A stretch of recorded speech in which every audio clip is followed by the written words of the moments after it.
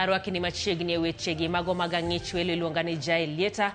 Jaloko marwa en Elizabeth Otieno. Ote magi bende warwako elai marwa mar ote machuok ma en 2-3-0-0. Rumbi mag lit kod kuyo okwako skul primar Naki e kinde mane jotelo kotelo kod ogai mar ODM Raila Odinga oriwre kod familia mag ji 22 manowito ngimagi masira mar apaya Kisumu Kakamega e nyasi makende makanyakla mar alam kod iko. Jotelo go singo neno ni familia mowe chien obiro yudo sir mowinjore e kinde mane gijiwo weche nyayo kwe e tong' dongruok siasa kod tego loch gwenge. Millicent Adhiambo miyo waler mathoth. Ne en lit kod kuyo matamre gi nono e skul primar Naki kuma ringre ji 22 ne onindo e sanduk. Jotelo mowuok kuonde gi kuonde nobiro kanyakla mar kuyo gi familia makoguta e Nyakach mane owito joheragi 27 e masira makoch mar apaya ma Kisumu Kakamega chieng' tich abich juma mokalo. Jotelogo ochwalo otegi mag kuyo. Ang'eyo jok ma onindo gi kendo ang'eyo family gi maber kabisa. To koro wan gi kuyo, koro wakelo nu kuyo marwa makende. En wach malit ne jokoguta wito dhano 27 at the same time. En lit kod kuyo ne the families mowito dhano 27 gi. To inyisowa ni e rach kata e ber waduok ne uru Nyasaye erokamano. Atimo mos ahinya ne motimore. Odhiambo sama gino notimore ne wachopo referral hospital.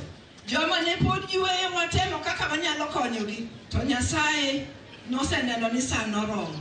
Omiyo waduoko ne mana erokamano. Wawito ji 27 e ajali motimore Kisumu West. To koro kawuono waiko. Muma nyisowa e Matthew 5:4 ni ka in gi lit makama to Nyasaye ema ywe pi wang'i. Kotelna gi kod gavana Nyong'o oyango ni gisechoko omenda maromo $7 mar siro jogo mowito joheragi wach mane opuo kod ogai mar ODM Raila Odinga mane oyango kaka en be puoth kane olalo ngimane e apaya onogo igni 30 mokalo. We have 2 families that have total orphans, and I would like to make an appeal that all the children in those homes, these are the type of children who should get 100% bursary. We want to make sure that this money we put in the bank, 7 million Kenyan shillings, is divided and given to the families of the bereaved honestly, transparently, and accountably. Tuatimo mosahinya ni family madudustoka. Kabakte ni timreni anawone ochwadwa thokani. Chon higini chigi 30 mokalo. Tujaka ngimagi nyime. Emomiyo nyithindo modong kama wekaka kiyegi nikasomo. Otiksomo. Ewi mano, Raila olero ni weche motenore kod tulo mag tong' owinjore otiek chutho mondo kwe oduoge tong' ma Kisumu kod hoho mar okak. We don't want innocent life being lost because of the boundaries. We want this matter to be put to rest once and for all. We want to go and look at proper border demarcation. The boundaries between these districts and provinces of Kenya were done in 1963 under the Boundaries Commission. The beacons are all over the place.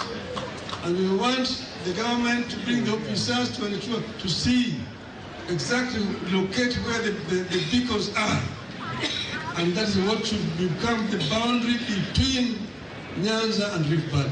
Millicent Adhiambo, Ramogi TV, Naki, Kisumu County. Tok masirano ero mar apaya manomiyo ji 27 wito ngimagi e roundabout ma Coptic gwenge ma Mamboleo. Roundabout no muki otieno ma